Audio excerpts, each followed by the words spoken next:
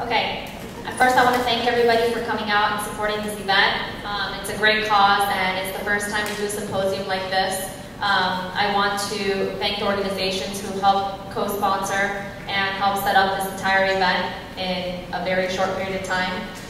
First, all the board members and the members of Hillsub have been supportive and who have helped out in making this event possible. We really appreciate all your efforts. Also, the Immigration Law Organization run by Juna. It's our first year. They just created this organization, and she's teamed up with us to make this an amazing event. So we want to thank you and your board and all of the members who've helped out. Also, IACHR has joined in and helped out very much, and we really appreciate all you've done for us in such a short period of time again in making this possible. HNBA, the Hispanic National Bar Association, has also helped us very much in this event. Teresita, thank you so much for being so supportive and for working with us. I know it's been tedious and it's been a short period of time, but you've helped us make this happen. So we want you to know that we appreciate you. Thank you very much, Larry, as well. And I'm going to be introducing our first speaker. But before I do that, I wanted to go over what the purpose of this event was. It's called Paperless, Not Faceless, Violence Against Immigrant Women. Now, when we first decided on this topic, we wanted to make sure that we created awareness of what's going on in the community as far as domestic violence and human trafficking of women, children, and just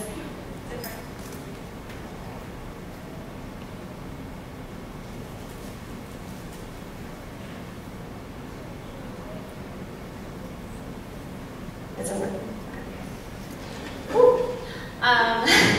So the purpose of this is to create awareness. We also feature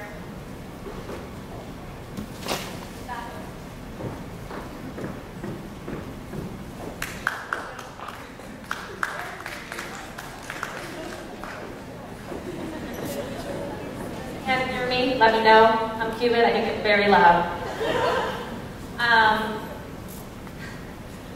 We made sure that we added to the program not only survivors of domestic violence, not only survivors of human trafficking, but also the different remedies that are available, or the different options that are available to women who are experiencing these kind of bad events in their lives. So we have a very diverse panel, and our first speaker that I want to introduce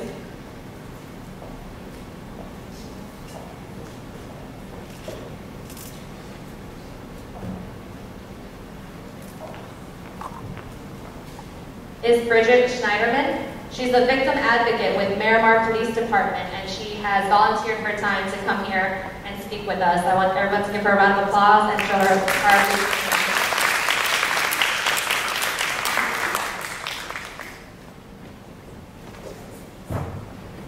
Hello, thank you for having me come today. As we just stated, my name is Bridget Schneiderman. I'm a victim advocate with Miramar Police Department. I've been in that role for over 9 years. I've been working with domestic violence victims for probably close to 12 years now. So everything I talk about today reflects my experience not only in law enforcement. I've also worked for a certified domestic violence center. I've also was a therapist for a while, focusing with women who've been victims of domestic violence, as well as children who are victims of domestic violence. As well as I've done case management, worked in the court system. So really everything I talk about today just expands that arena. First thing I want to address is what is domestic violence? Because before we focus on the immigrant population, we really have to understand some of the basics that really tie into what makes it that much harder for those who are undocumented maybe to come forward and report. Domestic violence is a pattern of control. It's very manipulative in nature. Oftentimes, when I ask, I do presentations a lot. I also train in law enforcement on domestic violence. The first thing I ask is, what do you think domestic violence is? And most of the time, people tell me they think it's somebody who can't control their anger, they can't control their temper, and they just kind of go crazy and hurt somebody. And that's actually not what it is. Most cases are not that. That's very reflective of somebody who maybe has some type of psychotic disorder, like schizophrenia, something like that. And that's very minimal, the amount of cases we see. Most are actually quite in control of their behavior. more victims who, quite frankly, were killed, or other things that are indicative of somebody who can't control their anger. So, to be very clear, matter can control their behavior. They're choosing to hurt somebody. They're making that choice to do it. It's very manipulative. It's game playing. In talking or working with victims, it's not the most damaging aspect of domestic violence is the psychological abuse. Because it just tears them apart. It tears apart the persona, and it really breaks them down and makes it hard to leave that situation. Sometimes it's even more dangerous to them mentally over the physical violence. Not to say that physical violence isn't dangerous, but for them that ends. The psychological keeps going. With that, some of the things that are said to a victim that keep them,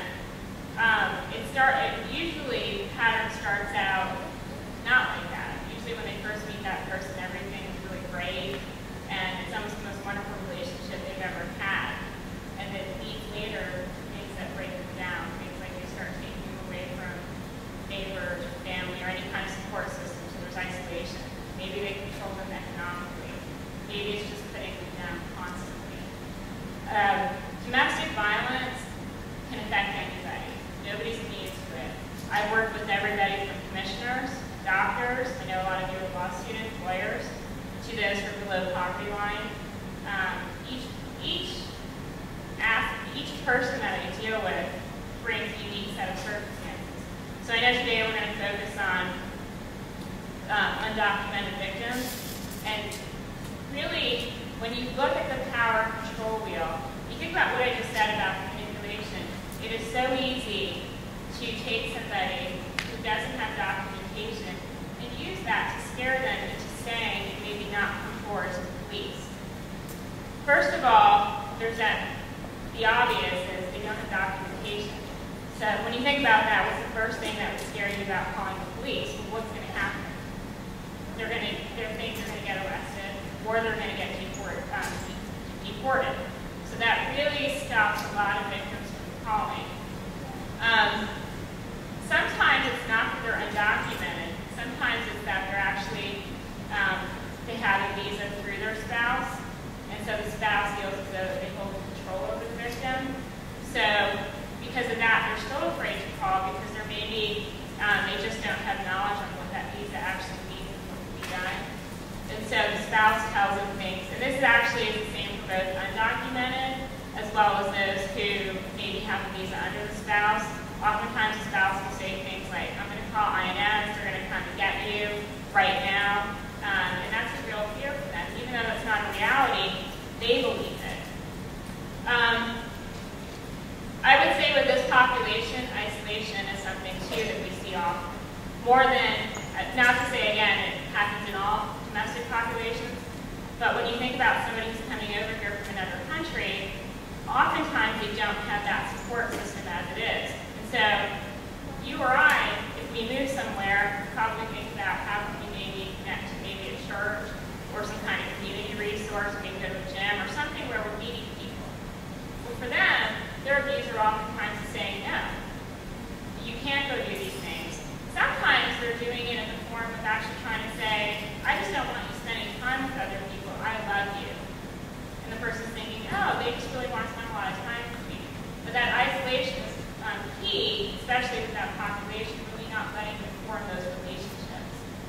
Economic abuse is a clear one also with this population because if they're undocumented, it is hard to get a job. And so if they're not working, they're relying on those finances, and if they choose to leave, the reality of it is, what are they going to do? And they don't know that maybe there's resources out there to help them. So there's definitely a lot of challenges facing them. Another huge one I see is fear of what can happen in their home country. So first of all, there's already that fear of deportation, but then the second side of it is perhaps in their country, the laws of domestic violence aren't what they are here, and there's fear if they go back, what can happen, especially when they have family over there. I've had multiple cases where one of the fear was not so much them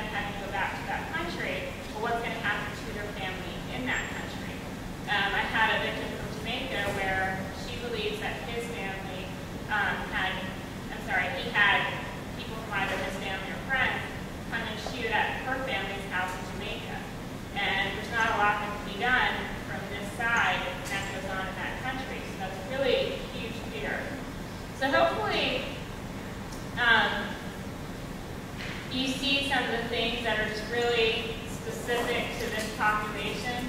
Of course, along with everything else, if you leave, I'm going to hurt you. If you leave, I'll keep the children. Lots of threats that go on that really make somebody feel like they can't leave, and where do they turn? So what do we do to try to outreach to these victims, or really all victims of domestic violence? We do try to engage in a lot of community outreach. Even by being here today, we can, for example, why I do events like this is I don't know, who's in the audience, and I hope that maybe there's one person who will go home and have a neighbor or somebody that's thinking, maybe I can just tell them to go do this. You'd be surprised the amount of referrals I get from friends, somebody who somehow connects to that victim and identify to help them come forward. So we do find that these community outreach are really helpful in identifying that population. I would say a lot of times it is the neighbor who calls somebody to that effect. We also provide a lot, I think I said earlier, I train law enforcement. So we do provide a lot of training to law enforcement. They're required to go through so many hours of domestic violence training. So some of what I briefly talked on about why a victim stays, we talk a lot about things. It could be guilt. It could be they feel as though they can change the person. Actually, one thing I say that, and this goes for anybody in the room, if you've ever for a second thought, I would never be a victim of domestic violence, I would never allow somebody to ever touch me, and you feel like you can't identify, just think back to any time you've ever had a negative relationship. Most people have at one point a negative relationship. Doesn't mean it was domestic violence, just means it was an unhealthy relationship. Why did you stay? The minute you identified it was unhealthy or negative, why did you choose to stay? Maybe there was a hope that that one thing would change and things would get better. Maybe you felt like you were contributing to the problem. But that will help you to understand what a domestic violence victim goes through. Because everybody has trouble making change. Now, with everything I just said, and that makes it triple, probably quadruply hard for them to leave. And that's something we train with officers. But we also talk about the part about immigration. Speaking specifically about the city I work for, in Miramar, it's very culturally diverse. I don't know how many of you are familiar with it, but we really do come into this issue a lot. And so I feel fortunate, and I'm not just saying it because they pay me, that really why I work for the police department, because I'm actually very passionate about domestic violence, is I feel fortunate that we're a progressive department that really identifies and understands that issue of immigration, because we're faced with it constantly.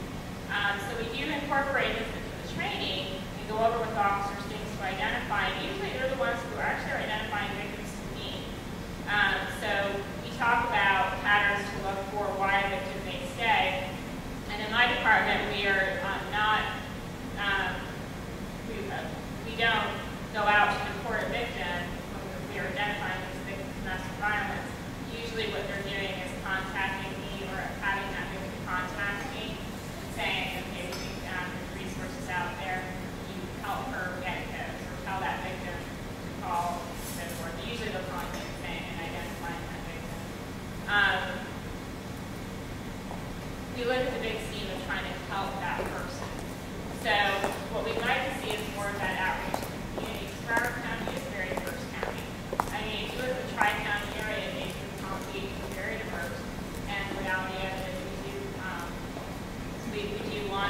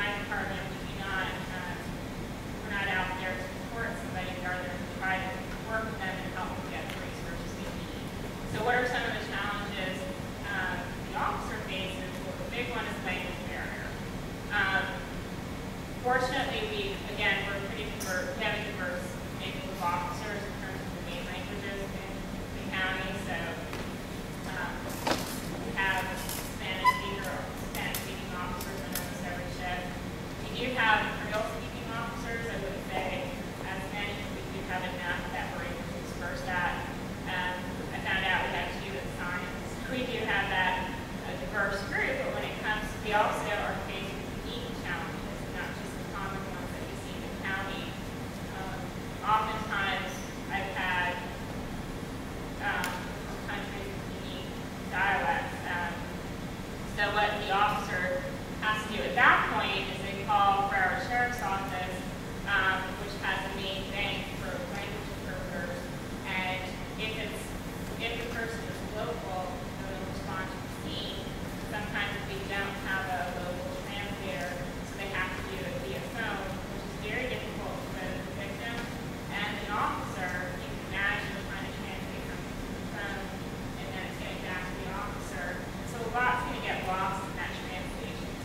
I'm trying to think of a good example, but I've had a family, it was a domestic related crime from a unique tribe in Africa, it was outside of Ethiopia, and the younger generation of families spoke English, and some of the older generation, including the main witnesses in the incident, spoke a dialect called, probably going to say this wrong, something of that nature.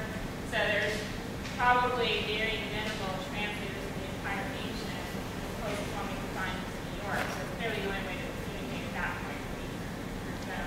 So if you just think about some of the challenges in terms of that. The other challenges sometimes for an officer is going out there and identifying it. And so really being able to, when you have a victim, maybe afraid for them to get arrested, or not needing for them to get deported, it's hard for that officer to break that wall down, to try to communicate to them and say, no, I'm here to help you. Sometimes the officer can. Sometimes the officer, again, will take it as far as calling me and saying, I think something's going on, but I can't get them to speak. Could you call and talk to them? Sometimes it is a little easier for me to go out there because I'm not an officer. My role is simply I'm a social worker by nature, and I deal specifically with crime, and I help with case management, crisis prevention, and control. So that's kind of how we bring everything full circle. And then once they get to me, I do resources and referrals with them. I support them and take them through the whole criminal justice system. I'll go to court with them. They need to do a training order. I'll be able to file it. You're going to hear from Yasmin Jacobs soon, and we work together often on cases. So what's really important is if anything you leave here that you get, again, I don't know how many of you are going to law field or what your area is going to go in, what you're going to go into is, we cannot help victims / survivors of domestic violence unless we all work together. There's just no way. I didn't have the community connection to call this person and say, this is what I have, you can help me. We wouldn't be able to do that. So it's important that we're all working together and that we all try to get, first of all, continue training on the issue, but that we're able to call each other and say, I have this case, can you help me? How do I do this? How do I help this? How do I help this specific person? Some resources I would refer you outside of legal aid would be women in distress. There's also specific cultural organizations throughout, for example, Hispanic Unity might be one that I would refer to. It also depends on specifically what the issue is, specifically what we're looking for. So we do kind of really informal intake with them and just try to find out what their needs are. And how long we work with the victim really depends on how long we need it. I have some victims that, I have a victim right now who I know Yasmin's going to talk about the U visa, who's going through the U visa process right now. And we started working with her in 2008, so if you can imagine we're in 2012, probably, I would say once a month I'm in contact with her. So it really depends on the nature and how much they need. But again, the goal really is to help the person, to hopefully get the word out there on how to do it. At this point, I'm almost done. So,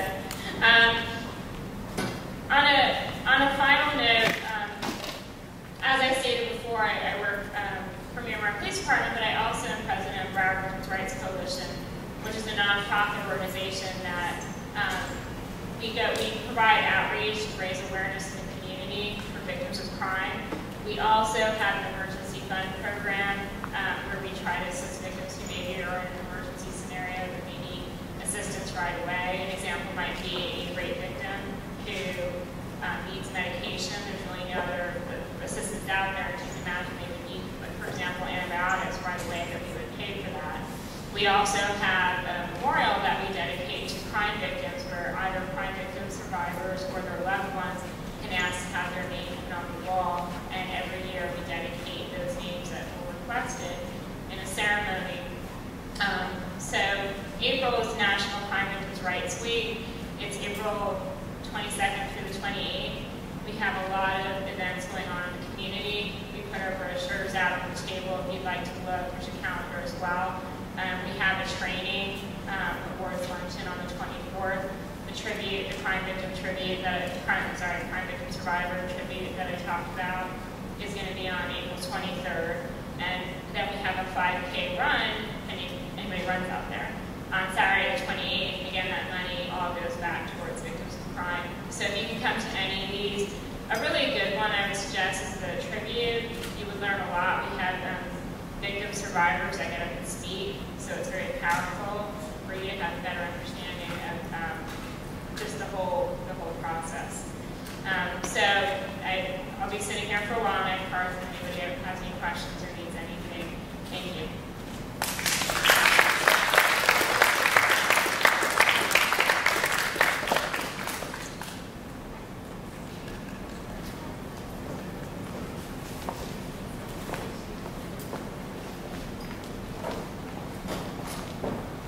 Thank you, Bridget.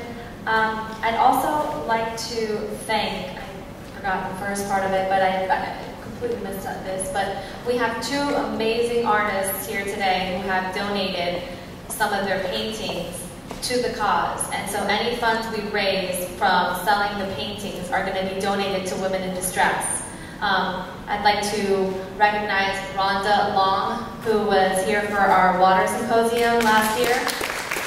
She has her artwork set up on the right, and she is auctioning off some of these paintings. We want to thank her for her donations, for her time, and for joining us in this amazing cause.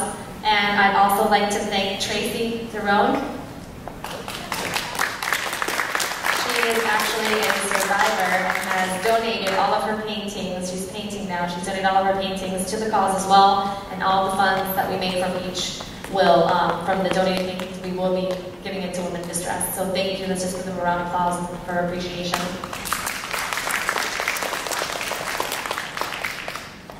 At this time, I'd like to call up the next speaker, Jasmine Jacobs. She is the Supervising Immigration Attorney at Legal Aid Service of Broward County. She earned her bachelor's degree from George Washington University and her JD at the Nova. She's an alum, so at Nova Southeastern University. Her practice focuses on immigration advocacy for undocumented victims of domestic violence and other violent crimes. Ms. Jacob is also an adjunct professor at Nova Southeastern University, where she teaches immigration law and domestic violence law. She practices immigration law in the nonprofit sector for 14 years now. Let's just give her a round of applause for her appreciation, her time.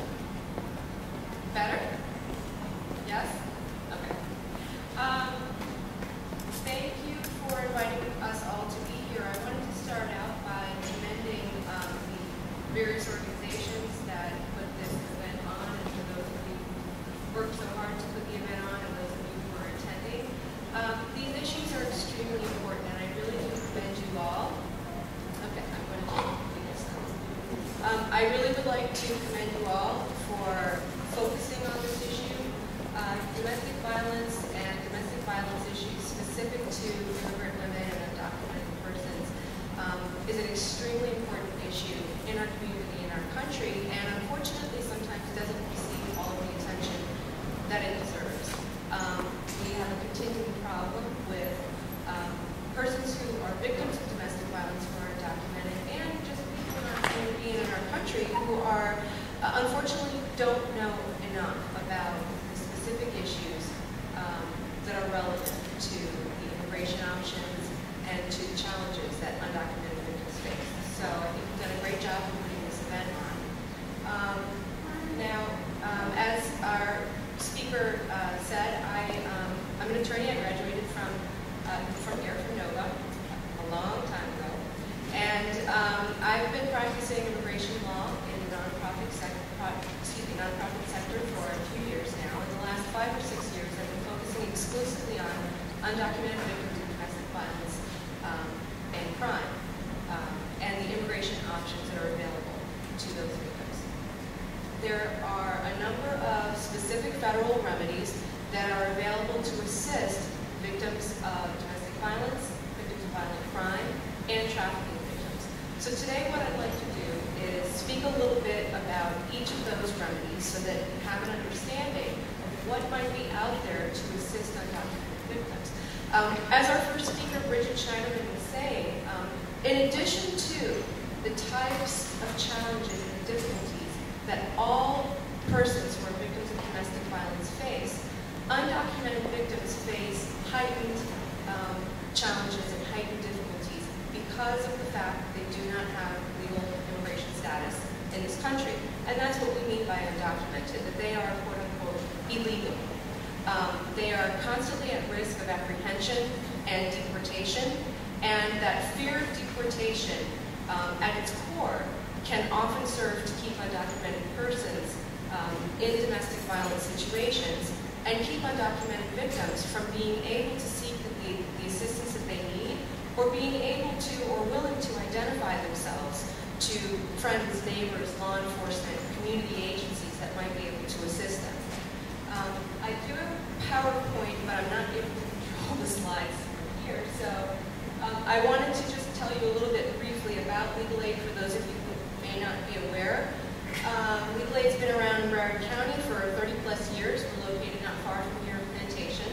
Legal aid handles a number of different areas of law, family law, housing, consumer, landlord, tenant, foreclosure issues, children's issues, and I handle the immigration issues there. We represent people who are indigent or otherwise fall below the poverty guidelines, and right now our department at Legal Aid, there are many, many different types or subsections of immigration law, but we focus exclusively right now on immigration options and immigration assistance for undocumented victims of domestic violence, crime, and trafficking. And the need is so overwhelming that we are often backlogged by 6 or 7 months with people waiting to come in and see us. And that's just for persons in Broward County. So you can get sort of a sense of how many persons in this situation exist in Broward County, that we sometimes have a wait list of 6 or 7 months to be able to start seeing those clients and assisting them with their immigration issues. Let's move on to the next slide. So Bridget explained this when she was presenting to you. Just generally speaking, what is domestic violence? And again, just to reiterate a little bit, domestic violence really isn't about someone losing control. It's not about a person who is under the influence necessarily of alcohol or drugs that's causing them to behave in a certain way, although those issues certainly will come up and will make a bad situation worse. Domestic violence really is about power and control. It is using things like physical abuse, sexual abuse, emotional, economic, all forms of abuse, in order to keep that victim manipulated, keep that victim under the power and control of the perpetrator of the abuse. Can we go on to the next slide? Here we have, I just put up a slide of the power and control wheel, which is really sort of a classic demonstration of the fact that power and control is at the center of domestic violence and is the central reason why perpetrators of abuse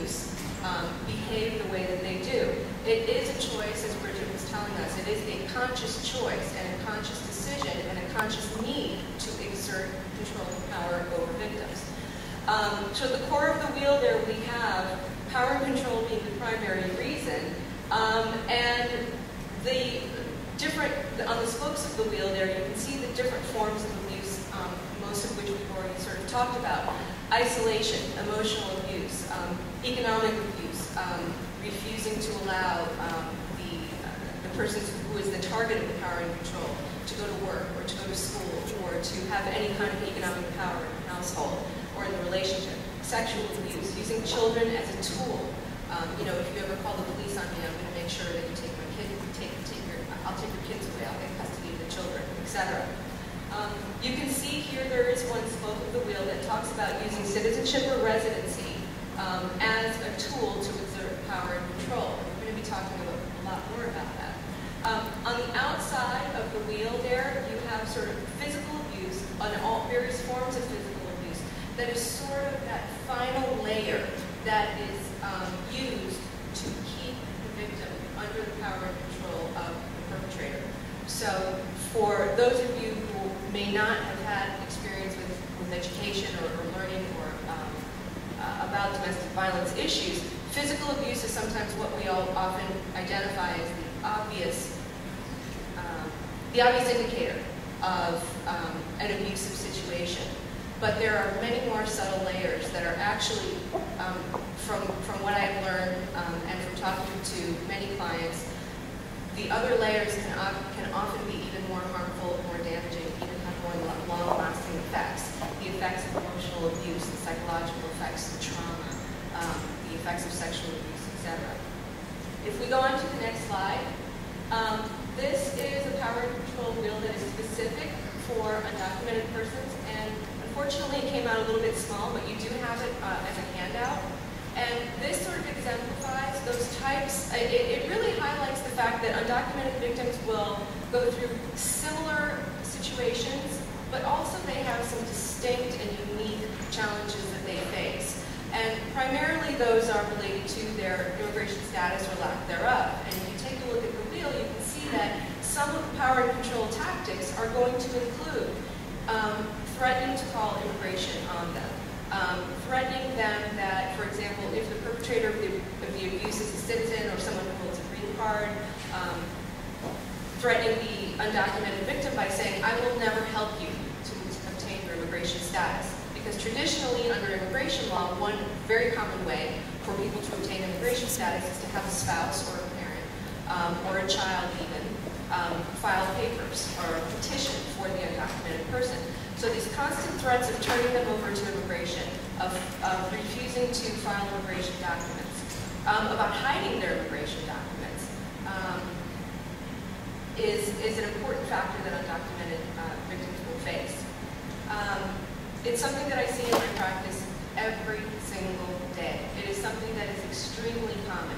And many of my clients will be referred to me by a law enforcement agency or perhaps by an abuse center like Women in Distress, and they'll come in to talk to me, not quite sure why. For those victims who have not necessarily gone through counseling yet or haven't had any chance to talk to anyone about what they've been going through or have had very little chance, many of them don't even understand that the things that they have been going through really do qualify as domestic abuse. So when they tell me that the person that they're married to, who may perhaps be a United States citizen, would never let them go to school, or wouldn't let them learn English, didn't want them to learn English, didn't want them to become familiar with anything that would be culturally similar to where they're from, go to a church where someone speaks their language, or join some other organization where people from the same where they all hail from the same country or the same area of the world, they don't realize that that is actually exerting power and control and is a common factor of domestic violence. It's something that we see every single day. Calling immigration on a victim is also very common, unfortunately. The fear that undocumented persons have of being removed, being deported to their home country, being separated from their children if they have United States citizen children is probably the #1 factor and the #1 reason why undocumented persons don't seek help. And it's something that does happen. If we can go on to the next slide, please. So just so you have an idea of some numbers, why should we be concerned about immigration issues in our community? Our state actually is ranked number 5 in the U.S. in terms of the percentage of foreign-born persons, and that at least 20% of persons residing in Florida are foreign-born. Now, those are people who have self-identified and self-reported. Most of that 20%, the majority is going to be documented persons.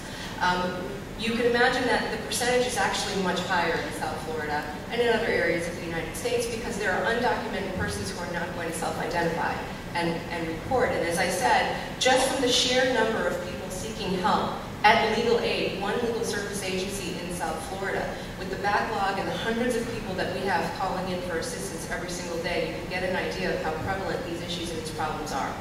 So really quickly, I wanted to introduce you to a couple of federal remedies, federal protections that are available to undocumented victims of domestic violence.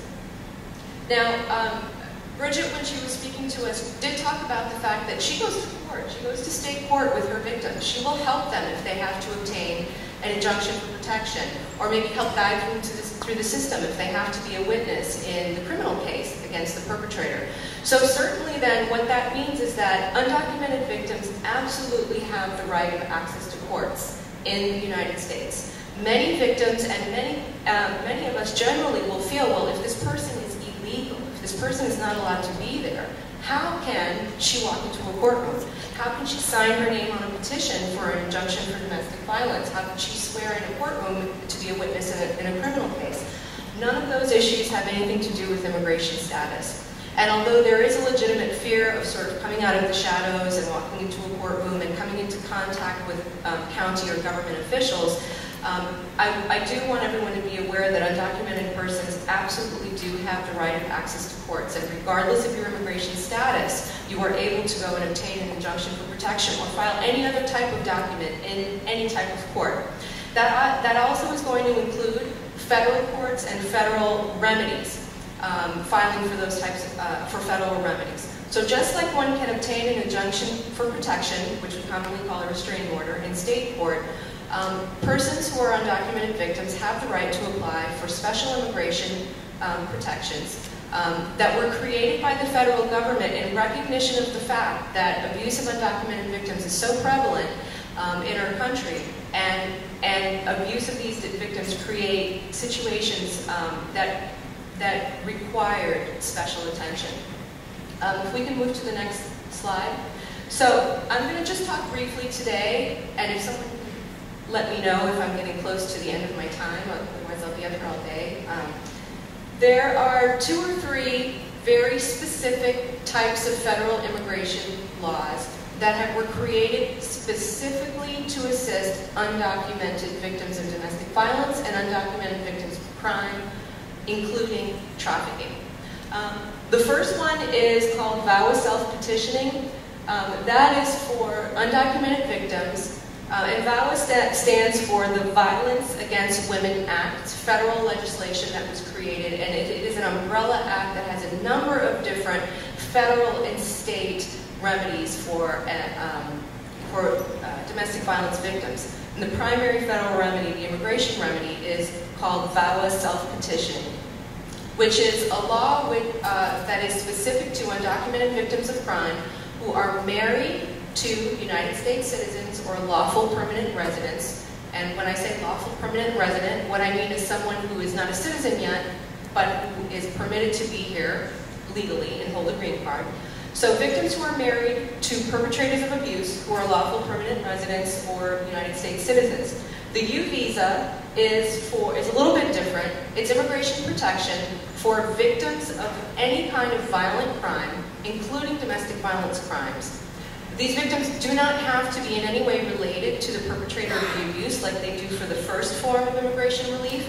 Rather, they have to be helpful to law enforcement. Victims who come forward to assist either the police, the investigating agency, or the prosecutor in a criminal case. Victims of crime who assist law enforcement may be eligible for immigration protection in the form of U visa protection. And then we have the third one listed here, which is called the T visa, which stands for trafficking. It's for victims of human trafficking And similar to the U visa, T visas who are in the process of assisting law enforcement in the investigation of or prosecution of the perpetrators of trafficking will be eligible for immigration protections. So just really quickly, if we can go to the next slide. I don't think we'll have time to go through everything, but I do want to go through a couple of them just to give you all an idea of what VAWA self-petitioning is. If we can go on to the next slide, I think. All right, so when I say self-petitioning, what do I mean? For those of you who may be somewhat familiar with the immigration procedures, as I mentioned before, a very common way for undocumented persons to obtain immigration status is, for example, if that undocumented person is married to a spouse who has U.S. citizenship or who holds a green card, it will generally be that spouse who will sponsor or petition for the undocumented spouse in order to confer lawful immigration status upon the undocumented person. So for example, if I'm a United States citizen and I'm married to someone who's undocumented, I will be able to, in most cases, file an application or a petition with the Immigration Service so that I, as a citizen, can help my undocumented spouse obtain lawful immigration status in the United States. Well, what we know occurs as a part of a domestic violence situation or a domestic violence relationship is that ability for one spouse to confer immigration status upon another becomes part of the cycle of abuse. So there is a constant threat, I'm not going to file for you if you ever call the police, or just wait a little bit longer, but I do exactly as I tell you and maybe one day I'll file for you. If you ever tell on me, if anyone ever finds out, I'm going to have you deported. So you have then an undocumented person who may be trapped in this abusive relationship, afraid to leave because perhaps maybe there's an immigration petition pending, or maybe the victim is hoping and praying that one day things will change and the citizen or resident spouse will petition for that undocumented victim. So the federal government created something called self-petitioning under the Violence Against Women Act. And that is one of maybe two areas in immigration law in which an undocumented person, without the help of a sponsor, can petition for him or herself to obtain that lawful status, to obtain that green card, specifically because he or she is a victim of domestic violence. And I'm, in this instance, using the term he or she because the Violence Against Women law actually, despite its name, is a gender-neutral law. So it would apply to male victims as well as female victims. So it is a situation in which, if we can go to the next slide, please. And the next one as well, sorry. Where either a spouse of a citizen or a resident, including former spouses, children of abusive citizens or residents, or in the case of elder abuse, parents of children who are abusive, like United States citizens who are abusive. All these three categories of persons who are able to prove that they are victims of domestic violence are able to file applications so that they themselves can obtain lawful immigration status. For those of you who may not really be aware of the immigration procedures, this actually is extraordinary. And the fact that the U.S. government created these procedures really shows, and it's demonstrative of how important these issues are and how problematic the issue of domestic violence is in the context of an undocumented person's life. As I mentioned before, it is extremely rare in the immigration context for someone to be able to, on their own, without having a connected sponsor, petition for them. It's rare for that person to be able to do it on their own. And here we have three groups of people who are going to be able to do that. And I'll talk very briefly about how that person may be, how the undocumented victim may be able to obtain that immigration status on their own. We can go to the next slide. These are the types of things, the 5 basic elements that a self-petitioner would have to be able to prove to the Immigration Service. If it's a marriage, they have to prove that the marriage was lawful, that they actually are married and the marriage is recognized by law wherever that marriage took place.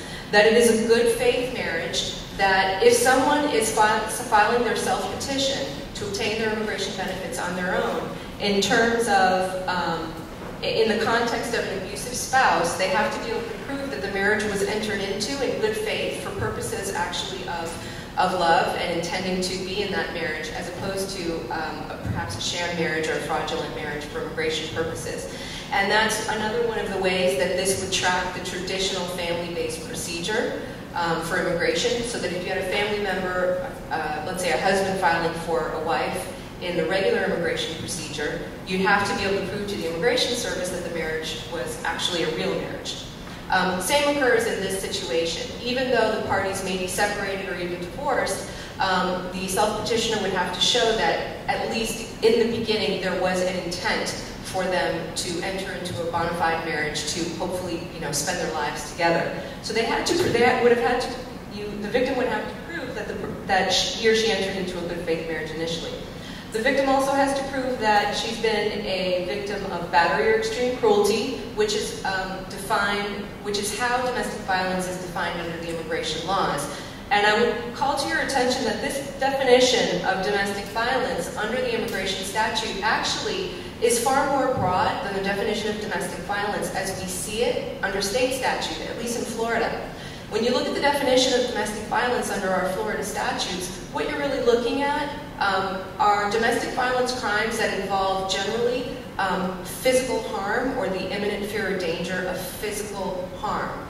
That's really how domestic violence is defined under state law. The immigration laws actually the laws have broadened the definition of domestic violence. Now, we know as a practical matter that domestic violence is going to include things far beyond physical violence. State statute, at least in Florida, though, in order to be charged with a domestic violence crime, is going to entail a physical act of violence or a threat of violence. Extreme cruelty encompasses all those other things that are not physical violence: economic abuse, immigration threats, sexual abuse, psychological abuse. So the VAWA laws will encompass cases in which there is no physical violence, there is no battery, but there are these other forms of abuse, the extreme cruelty forms. You have to prove that you at one point, that the self-petitioner at some point lived together with the perpetrator of the abuse, and the self-petitioner has to have what the immigration laws refer to as good moral character, which means essentially not having a significant criminal record. So if the undocumented victim is able to prove these 5 elements, and there are a couple of other things specific to immigration law, but these are the 5 basic threshold elements, there might be a good opportunity, there might be a good probability that that person may be able to be successful and prevail on a petition, a self-petition, to obtain a green card on her own without ever having to rely on the abuser to petition for her. And that has brought an incredible amount of freedom and empowerment to many, many, many victims who without this law would remain entrapped in a domestic violence relationship, hoping and waiting that perhaps the perpetrator would petition for them someday, or perhaps would wind up returning to the home country or otherwise being deported without any ability to take action on their own to obtain their immigration status. As a practical matter, I think we can go through the next slide, the next one. Right, the next one also. Next one. Sorry. The next one as well. Sorry, I don't have control over this, so I can't. Okay, well, we can stop right there. Okay. Sorry. As a practical matter, how it works, how we handle these cases, the Immigration Service is not going to interview the self-petitioner in person regarding the domestic violence itself. That first portion of the case is all done administratively, which means that we will provide documentary evidence of all of those 5 elements. We file an application, we provide an affidavit from the self-petitioner, we provide, if there is documentary evidence, such as a police report or restraining order, affidavits from witnesses or friends or family, we will provide all of that to the Immigration Service and have them review it. But they do not interview the victim personally on the domestic violence, which is sort of a double-edged sword. On the one hand, it saves the victim from having to go through a situation in which they have to discuss all of these things in sort of a formal, intimidating setting before an immigration officer. But on the other hand, it can often make it extremely difficult to really be able to prove those 5 elements. If you can't interview a person, interview someone in person and be able to judge their credibility and be able to speak to them about their experiences in person, sometimes it can be very difficult to be able to prove not only that you've been victimized, that you've been harmed, but maybe to prove that the marriage was a bona fide marriage, for example. And the problem that we run into is that because of the nature of domestic violence in the context of undocumented victims, many victims have never called the police. They're fearful to call the police. They haven't obtained an injunction, so they don't have a police report. They don't have a paper trail showing that they actually have been victims. Sometimes what they have really is their own statement, and maybe an affidavit that a friend of theirs that they've confided in can write for them. So these cases are not easy. They are extremely challenging. And it is very difficult, and about 50%, I would say maybe 40 to 50% of our clients are clients who come to us with very little documentary evidence of domestic violence. And sometimes what we will have to do is see if we can obtain psychological evaluations or counseling for these victims, not only to help them, but also to be able to get a report, to obtain a report and obtain the insights of that counselor or that evaluator so that we can provide that to the Immigration Service to help support the case. So there's no in-person interview at this stage, which can make it very difficult. If the victim prevails on the case, and is later able to go to the next step. So if they're able to prove the 5 elements that we talked about, good faith marriage, battery, extreme cruelty, etc., at that point the victim will then be interviewed in person to see if they qualify to obtain a green card. The whole process can take anywhere from a year to 2 years, during which time, while that application is pending, there is some immigration protection for the person. While the application is pending, and they are far less likely to be actually physically deported from the United States. They will be given the opportunity to at least be heard on their petition. I would like to just move on briefly. I know I've been speaking for a while. I wanted to move to the next, to the U visa. We can go to the next slide. The U visa is entirely different.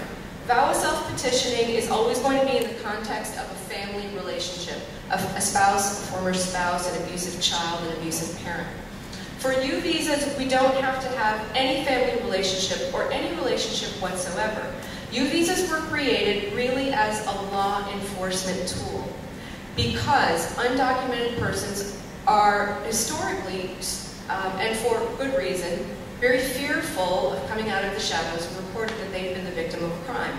Any crime, not just a domestic violence crime. So it was created to help law enforcement so that undocumented victims would, number one, be comfortable with coming forward with reporting the crime, with cooperating with law enforcement in their investigations, with identifying the perpetrators of a crime, coming into court, testifying if necessary. So the federal government is affording protection to persons who have the courage to come forward and to help law enforcement to do their job. And it has proven to be a very difficult, a very effective tool, but a very, very difficult tool to use. And I will explain to you the challenges that we're facing right now today in Broward County with U visas. So, the definition of a U visa is immigration protection for undocumented victims of certain crimes, which are violent crimes as opposed to white-collar crimes, who cooperate with law enforcement in the investigation or prosecution of the crime, and who can prove that they've suffered some sort of harm as a result of being a victim of that crime, whether it be physical or emotional harm. We can go to the next slide. As I said, it really was created as a law enforcement tool. We don't think of it as a reward for helping law enforcement. We think of it as a humanitarian tool and as a tool that is here to help governmental authorities do their jobs. If we can go to the next slide, please. What do you get? If you are successful in your petition for a U visa, you'll have immigration protection for 4 years, during which time you will ultimately, in your 3rd year, become eligible to file for your green card. So very much like the VAWA self-petitioning, this is a mechanism which could lead to permanent lawful status for undocumented victims of crime. If we can go to the next slide, please. Okay.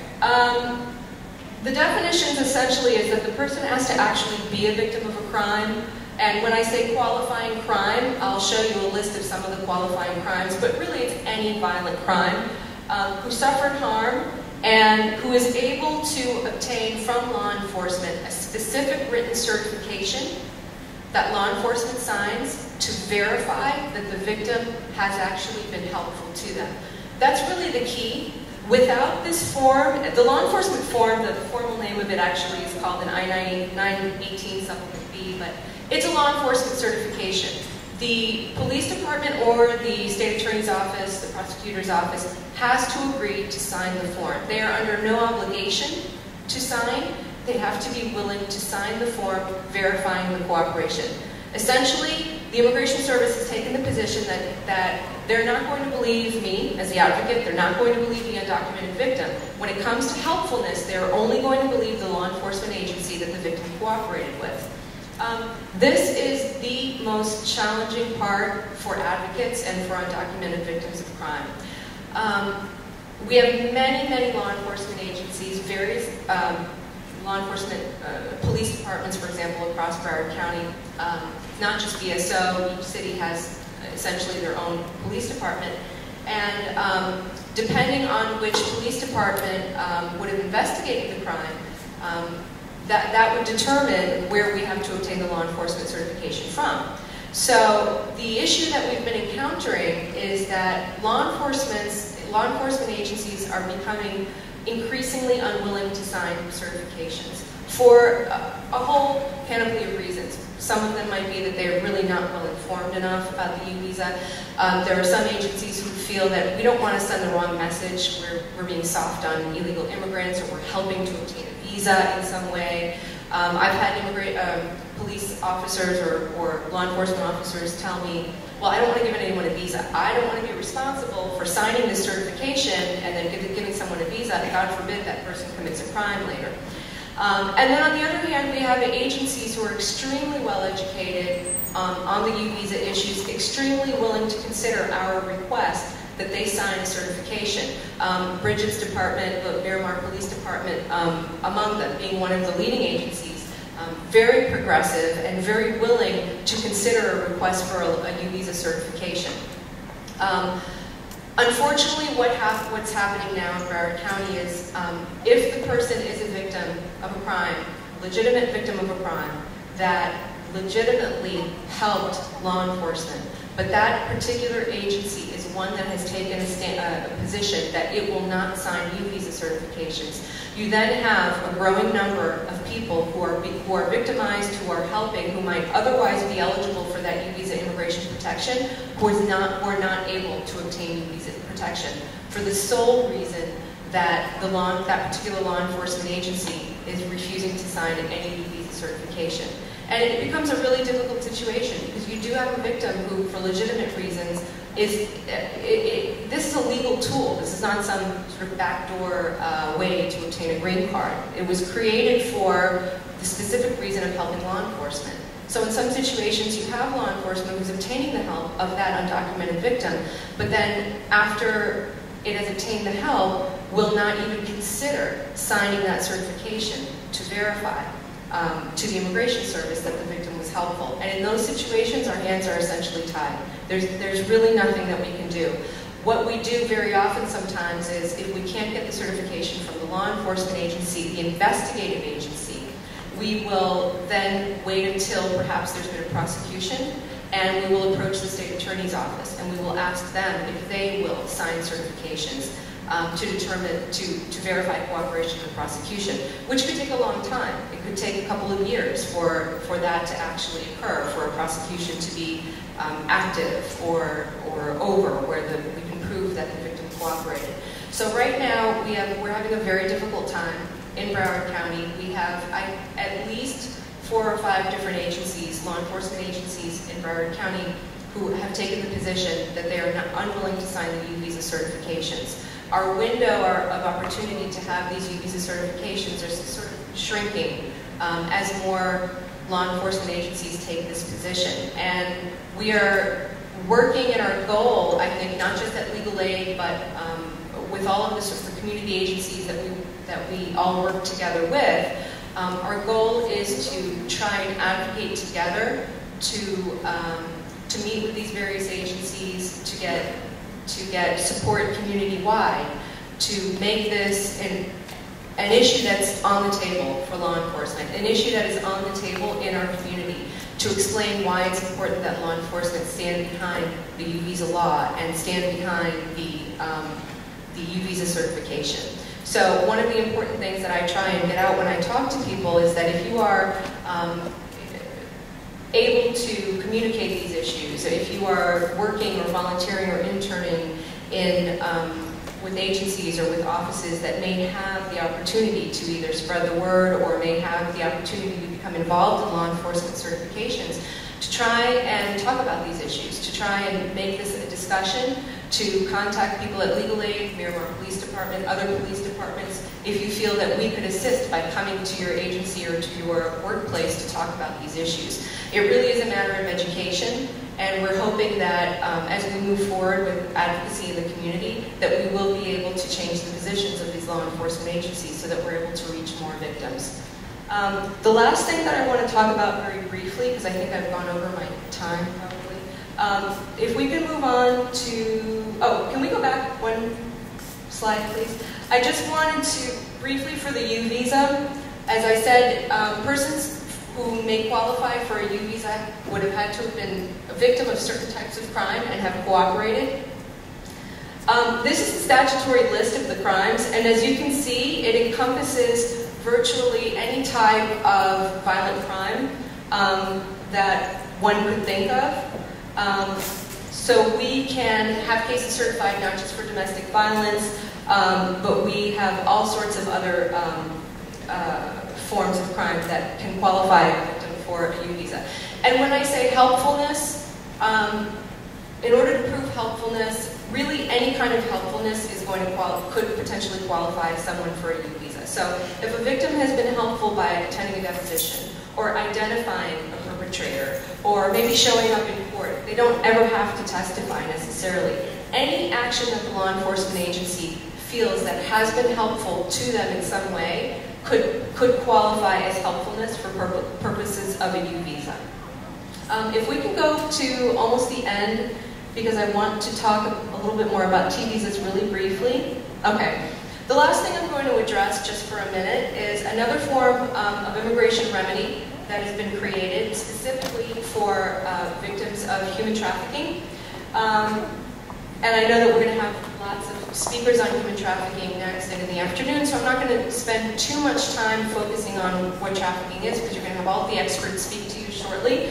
But it is believed that there are as many as 50,000 people, mostly women and children, that are trafficked into the United States. So we're talking about not domestic trafficking necessarily, the trafficking that goes on of women and children and other persons who were born here, but trafficked into the United States from abroad. So again, undocumented persons in the United States who are being victimized. The T-Visa was created as, again, a law enforcement tool, a mechanism to assist law enforcement. So it is structured very similar to the U-Visa, that if the trafficking victim is able to help law enforcement in the investigation or the prosecution of a trafficking perpetrator, that trafficking victim may be eligible for T-Visa protection. And the T-Visa, again, it's very much like the U-Visa, is protection from deportation for a certain amount of years. And during that time, the trafficking victim will ultimately be able to apply for permanent status in the United States in the form of a green card. Next slide, please.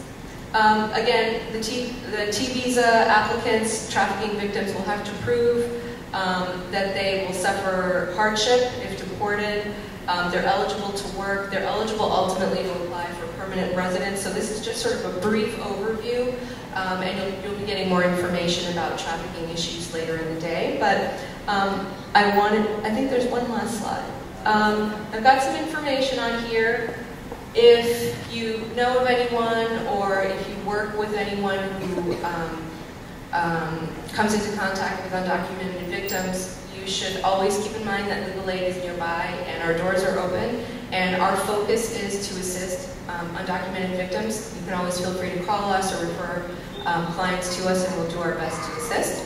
So I think that I am about done. I hope that this was helpful to you in understanding that there are special federal remedies for undocumented victims, and we need to work together to put the word out on those remedies. So, thank you.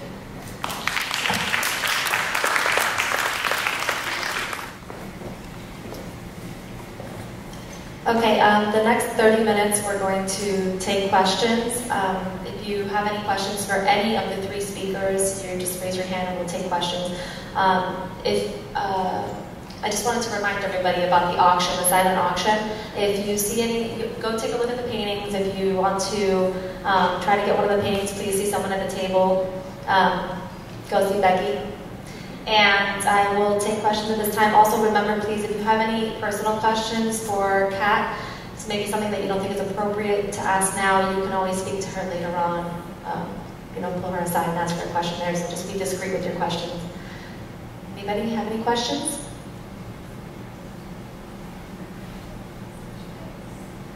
Yes?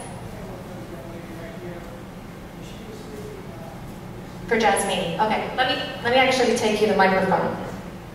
You can ask hers.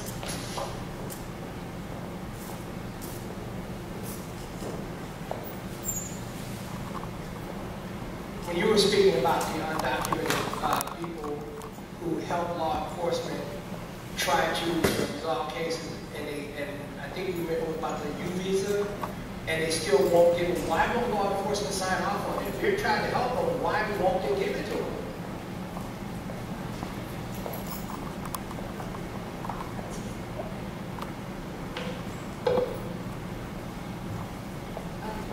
It's a really good question, and it's a difficult challenge to deal with and a difficult question to answer.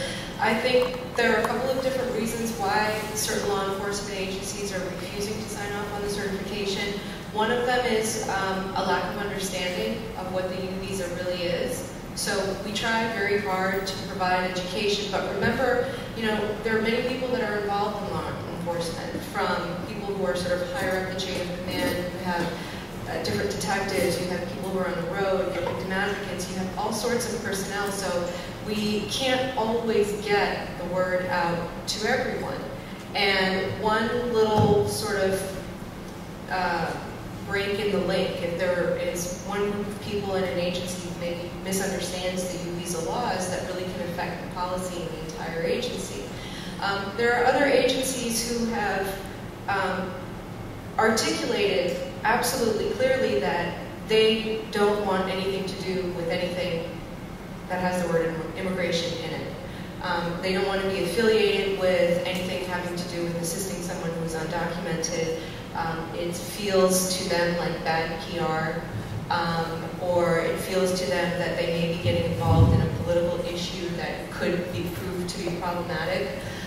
There are other agencies who feel that they are somehow giving the undocumented person a visa, and they don't want to be responsible for if that person commits crimes in the future, that they have somehow opened the doors and let that person into the United States, when the reality is that the certificate that law enforcement signs is just one saying that they've cooperated. Ultimately, it's the Department of Homeland Security who makes the decision to grant them the U visa. That being said, we also have many more agencies who do understand the U visa.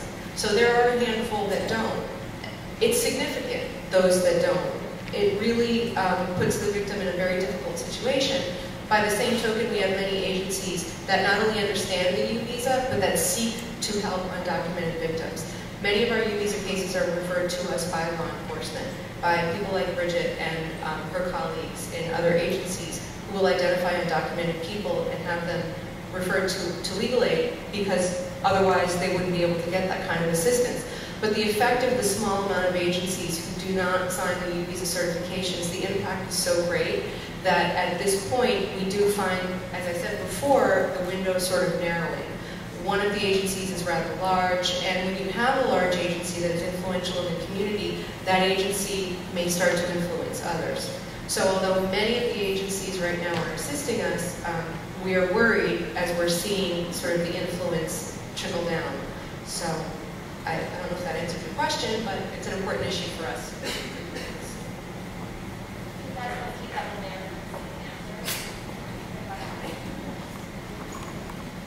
Does anybody else have any questions?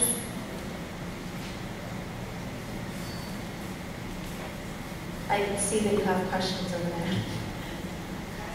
Don't be shy. Okay, then at this time we will set up for lunch. Just give us about 10 minutes and we will tell you about questions. Okay.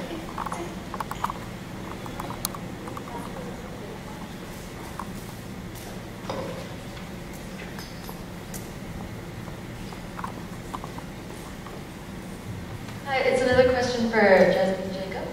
I was just wondering if there's a limit on when you can apply for the visas, like the statute of limitations, because a lot of them don't for the U visas. If there's a statute of limitations for the U visas, I'm sure a lot of immigrants don't know, so it might be difficult. The good thing about the U visa regulations is that it's applicable to crimes that are current investigations and prosecutions that are currently active, but also closed cases. The U visa is a very, very new law. It was actually enacted in 2000, but final immigration regulations only came out in 2007, 2008. But it will apply to laws to crimes that occurred and investigations or prosecutions that occurred prior to the enactment of the law in 2000. There's no statute of limitations. The older the investigation or the older the crime is, the harder it is to be able to get proof of cooperation. So if you have a crime that's 15 years old and you can't contact someone who had involvement in that crime, sometimes just the documents and the records isn't enough. You need to speak to the actual detective or someone who was involved to verify cooperation. That's really where the challenge becomes. But it would apply to any crime, any violent crime, investigation or prosecution, past, present, or it also applies even to future cooperation. So if we have victims who have not yet been able to be helpful, let's say the perpetrator has not been arrested yet, if the law enforcement agency is confident that the victim will be helpful in the future, a U visa certification for helpfulness can be signed even on that basis. So, thank you. We have a question from an anonymous person at this table. For Kat, they want to know what they can do to help. Does it require getting an education, and what can they do to help in stopping human trafficking?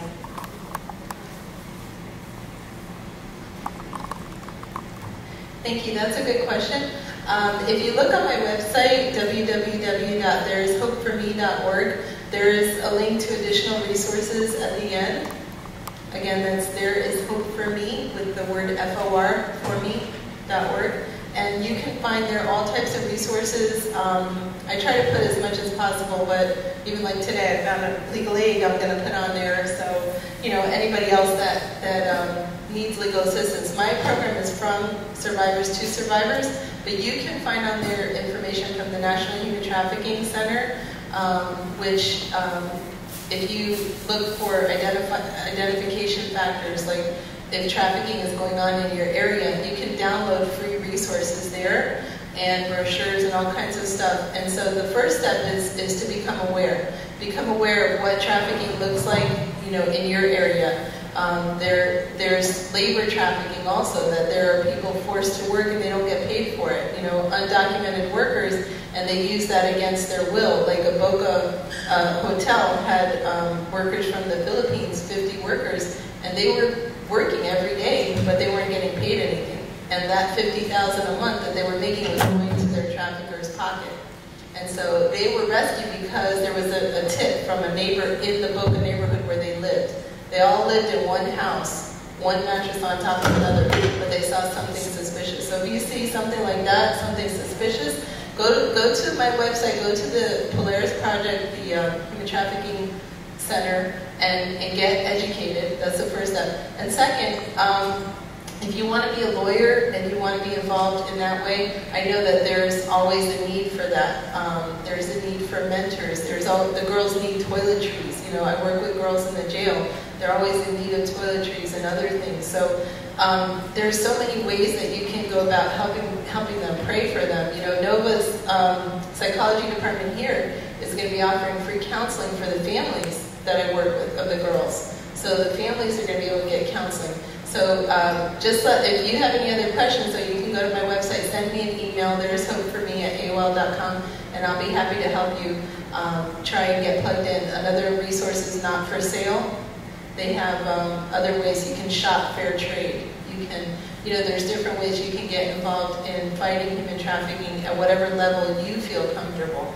Not everybody wants to go out there to the truck stops and the tracks, which is where I've gone, and the schools. Not everybody wants to do that. Some people want to just give, or they just want to buy fair trade, or they want to maybe write on the blog, write a blog about it, or, there's a lot of different ways that you can get involved. So find your niche. These are just some organizations that will help you find your purpose. I do believe everybody has a purpose in this.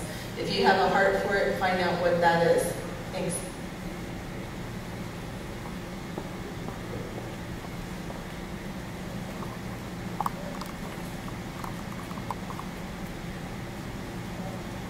Hello? Hi.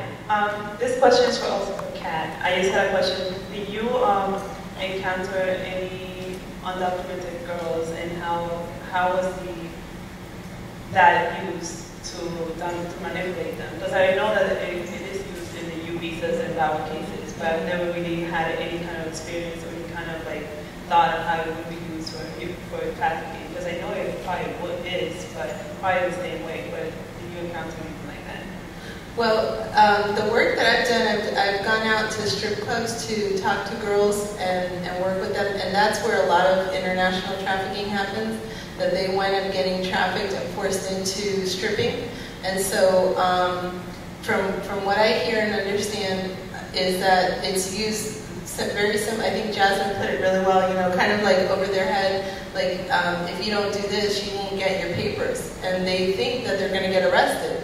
They don't realize that they are a victim of trafficking and that they're under the TVPA, Trafficking Victims Protection Act, or Reauthorization Act of 2012. They're considered a victim, and they can be granted, potentially, granted the right to stay here. But they're so manipulated, and so they continue in that arena.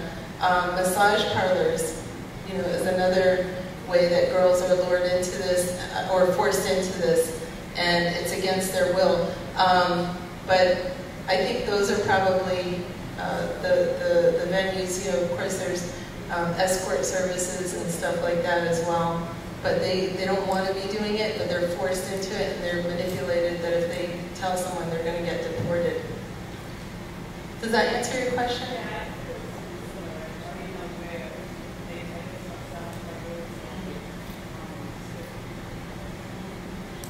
Yeah, the girls don't even know that they have a right to be here now.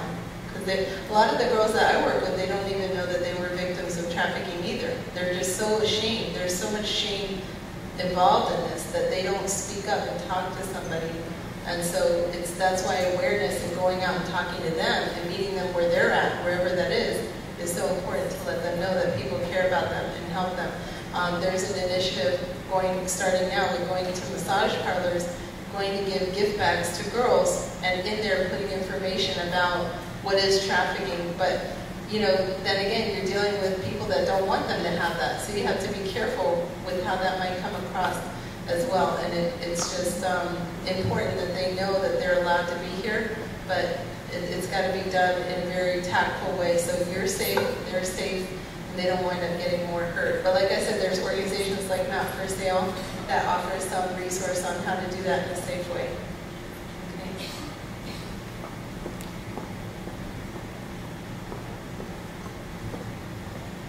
Okay, this goes for any one of you. I'm just curious, since this is something that's happening more, in your case you were 13 years old, is there an awareness in the school district that's probably, giving the children some kind of tips or, alerts or something on what they should be aware of since you weren't aware of? Because I feel that that would definitely be a good start to, make sure they don't fall in that path and look for that for help. So what do you can answer? Well, I'll start with that and then pass it around. That's a great question. That's definitely one of the initiatives that I'm interested in and a part of. As a survivor of trafficking, I'm part of a national Speakers Bureau through the Frederick Douglass Family Foundation. And so we've created a curriculum curriculum for universities as well as schools. So if you guys want to get involved in that, you know, you can let me know as well. But there is a curriculum that is being formed to go into schools nationally and it's already being utilized to go out and speak to kids in public schools. Because like you said, this happened, you know, it happened to me in my middle school. And actually the very first girl, the one whose poem I read, she went to the same middle school I did. I mean, is that ironic or what? If she would have read something about this, she would have been trafficked and exploited throughout the state. You know, we went to the same middle school, you know, 25 years apart, but, you know, it's a shame that that had to happen. So, anybody want to answer anything else? I'll say from a county level, I wouldn't say that, yeah, we're at the level of incorporating that into the school, but they are trying to form different organizations that deal with children in different capacities, including nonprofit, law enforcement, and so forth. About 2 weeks ago, they did a countywide training at, it was at Davie Police Department, but it was sponsored by Christie House and Sexual Assault Treatment Center. And they had, it was really neat, they had providers from everything from law enforcement, nonprofit, so forth. And it was called a train the trainer on child sexual exploitation. So the idea that if we were attending this training, that we would bring it back to our community. So it's a great initiative, we hope to see that, but I think at this point we're still in that stage of actually training the professionals to be able to go out and do that. I don't know if you all are familiar with the Safe Harbor Act, but that's something that actually just got passed recently, which will change the idea of looking at criminalizing this, because in the state of Florida, when a child was in that position, it could be looked at as prostitution and they could be arrested for that. And so the debate was, if a child can't consent to sexual activity, how are they consenting to prostitution? And so about 3 years ago, I don't know if any of you are familiar with Sandy Sweeney from Miami, but she really started the movement with Christie House in getting the Safe Harbor Act passed. So that instead of criminalizing it, we look at these children as victims and get them the resources necessary. With that movement, prior to the Safe Harbor Act being passed, about 2 years ago, DCF added something called the Child Maltreatment Code on the abuse hotline. So when somebody would make a child abuse report, now a reason that they could call that child abuse report in is they came across a child who was being sexually exploited. So that gave a tool, for example, for officers going out and maybe coming across a child who was being exploited. Instead of looking at it as prosecuting and arresting them, they could call the hotline and instead do it as a child maltreatment issue and maybe getting them involved in foster care or some type of shelter. But we're still really, there's a lot we need to do to progress in this area. A lot of the nonprofits, even what Kat was talking about, are still, they're new. It's not, you know, with domestic violence, we see a certified domestic violence center in every county, or at least in every jurisdiction. We're not there yet with the specialized services that are needed for these children. Christie House is in the process of really developing a shelter and so forth that focuses on that issue, because there are a lot of issues that arise with these children from the victimization. You know, part of it is, as Kat had said earlier, we put them, for example, say we put them in foster care. Well, oftentimes what's going to happen is they're going to run and want to be back with their abuser because that's the only family they know. And so it really does take a lot of work for them to be able to separate that tie. So really just think about, we have progressed, if you take anything from what I'm saying, because I'm saying a lot, we have progressed, and I think it shows just paramount how much the movement's gone forward with the Safe Harbor Act being passed, but now we really have to bring the education to the community and an understanding of that.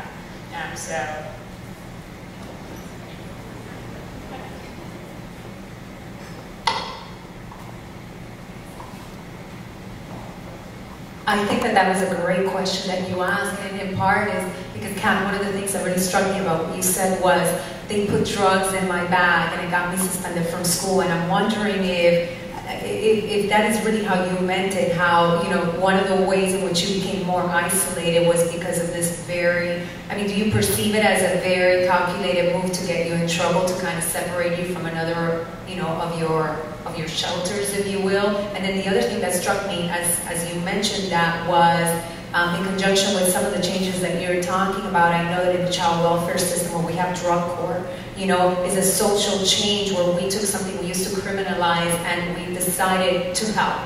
And along with the further education in the schools that could let the kids become more aware that this is going on, if you also educate the administration, then maybe they won't be so quick, you know, as to kick out the next child that, you know, is found with drugs in their bag, but they dig a little deeper and perhaps, you know, it could help to serve as a lifeline to somebody who could be in the situation you were with years ago.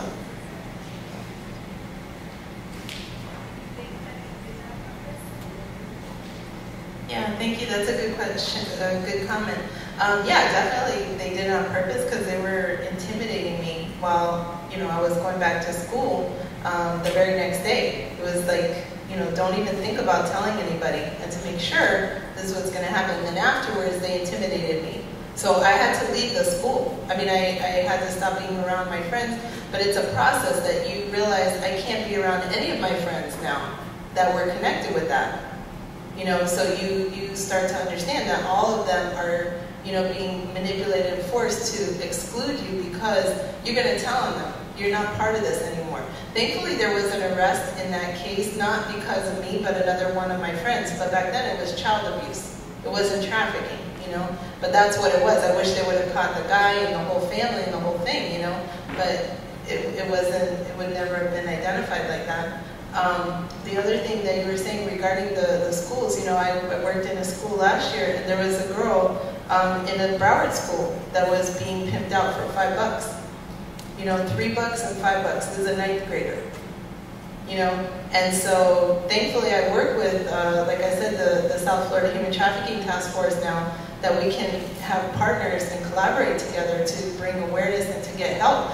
But there's so much of this, and then what Bridget said with foster care, you know, I gave a training to ChildNet about 3 weeks ago for the faith community that wanted to get engaged with helping kids. And so these are mentors that, you know, people that want to have a good heart, want to get involved. Well, we come to find out, you know, that there's pimps waiting outside the shelter, you know, for girls to run away. Because the minute they run away, they get recruited. And so if you see on the bottom of the trafficking wheel that I created, it says, statistics show within 48 hours of running away, kids are going to get recruited. And they don't come across as somebody you would suspect.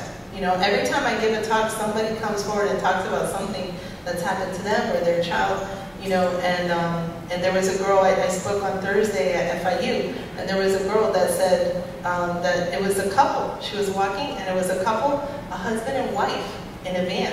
Hey, you want to make some money? Okay, and it just started like that, with kids in their car. Okay, these are people that they're greedy. They want to make money, they see a pretty girl, they see an opportunity, she needs money, she has vulnerabilities. You know, if you throw abuse in her background and drugs to mix, forget it. You know, that it's just a matter of time before they get picked up by an opportunist. But that's a good comment, thank you. Hopefully you can answer this question. How hard is it, once these people are caught that's doing this trafficking, how hard is it to prove and prosecute these folks, and what kind of jail time are they facing? Are the penalties hard enough to deter it? Is it stiff enough to, you know, get them to stop? Yeah, I'll stand up this time. I realize my back is to people out of coming. On a state level, we just recently have developed laws towards that, so a lot of prosecution is still happening at the federal level. And it's hard, I'm not an expert in this area, so truthfully when I came today I was told I was speaking about domestic violence. A lot of what I see in my department still is what Kat's talking about as a child sexual exploitation. In terms of, one of the hardest things is victim cooperation with it, simply because of the population we're dealing with. The reality of it is they attach to their, you know, their pimp. They attach them as family, and it's getting them to that point to realize it's what, you know, you heard the process Kat went through. I mean, it's not, you get robbed, right? And you realize that person did something bad to me, I want to go to the police, I want to get help. This isn't like that. You know, oftentimes the people trying to help are almost seen as the enemy because they have that connection. And so we're talking, it's a long process. So do cases get prosecuted in the county or on the state level? Yes, but we're definitely, I would say, still more at the federal level. We're trying to progress with that state level and get there, and that's where a lot of the education, again, is we have the state statute now that we can prosecute under. But as I said, you know, one of the main, for lack of a better way to say this, one of the main focuses of evidence in that criminal case is the victim. The victim witness is going to be the main focus of evidence. And so getting them through the whole process is not necessarily easy when we're asking them to go against somebody that they identified with. And you can see why. I mean, Kat did a really good job of describing where that connection comes from. And it takes a long process to almost break them free of that, really. Does that answer your question? This question is for anybody on the panel. As someone who may not recognize a victim when they're being trafficked at that time, are there any warning signs or anything that we as, I guess, people who are on the outside can look for to identify those kinds of things, to alert, or is there anything that can let us know like something's not right? Yeah, definitely. I'd be happy to start the discussion on that. The girls that I work with currently who are in the juvenile justice system many times don't even know that that's trafficking what they're engaged in or that they just got out of. And so when you hear them say, you know, this guy, this boyfriend, or, you know, this father figure that's in their life is asking them to do something sexual that they don't really feel comfortable with, you know. I mean, if you're a close friend, they might disclose that to you, you know. But for me, they disclose it because I'm a survivor and I have a small group. I do a group with them, and they openly talk about it, and they share it, and then we process, and then we go through it. But for you to identify to get to that point, you might need to be the one to kind of show them a wheel. This is really powerful. Like, you know, Thursday we were going over it with the girls, and they're like, yeah, totally, I ran away from the group home, and, you know, this guy picked me up and I was on drugs. And it was like, well, you realize what he was making you do was trafficking, you know, and they don't realize it until they see something written. That's why I created this sort of as an identification tool for law enforcement and others to use, you know, similar to the domestic violence wheel. But I think the other thing is if their money is being taken away, you know, they might start out like the guys give them a little bit of money, a coach first, you know, here's a couple $100. You feel like, you know, you're in charge, but then they start taking away little by little, just like domestic violence. I mean, it's domestic violence to the 10th degree.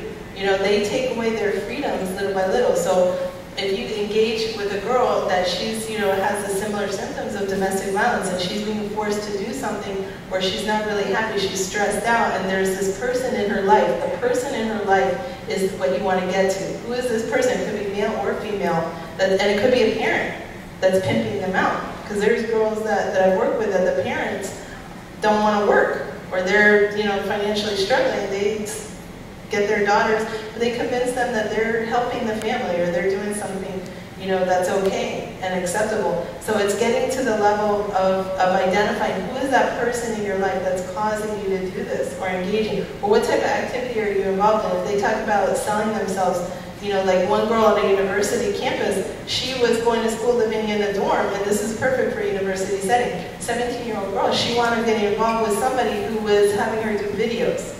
Okay, so when you start seeing that, and this was a parent that came forward and told me this, you know, her daughter's doing terrible videos, right away the red flags went up for me. I was like, well, does she normally do that? No? Okay, then let's talk about who these people are.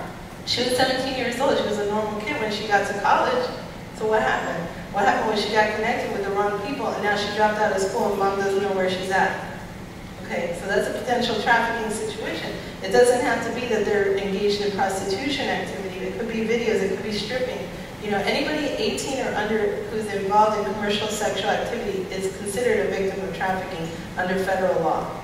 And so if they're over 18, then you have to show force, fraud, or coercion. But under 18, you don't have to show that. So just asking them about their activities, or if they want to talk to you about some of the things going on in their life, and it doesn't sound quite right, I always say, trust your instincts, make the call the human trafficking hotline. It's better to make the call and be wrong than not make the call at all, and then that continue to go on. They get exploited even further.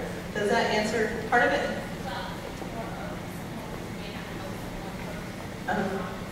A situation, and from afar, is there any warning signs that I could see, or something that could alert me?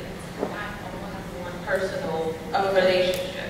Yeah, I mean, like we were talking about the apartments, the houses. If you see a lot of activity, the young kids going in and out, or people forcing them, you see a lot of this pushing around and shoving. Like I used to do truck stop outreaches, and we would see guys pushing girls around right in front of us here in Broward County, and that was like dangerous stuff.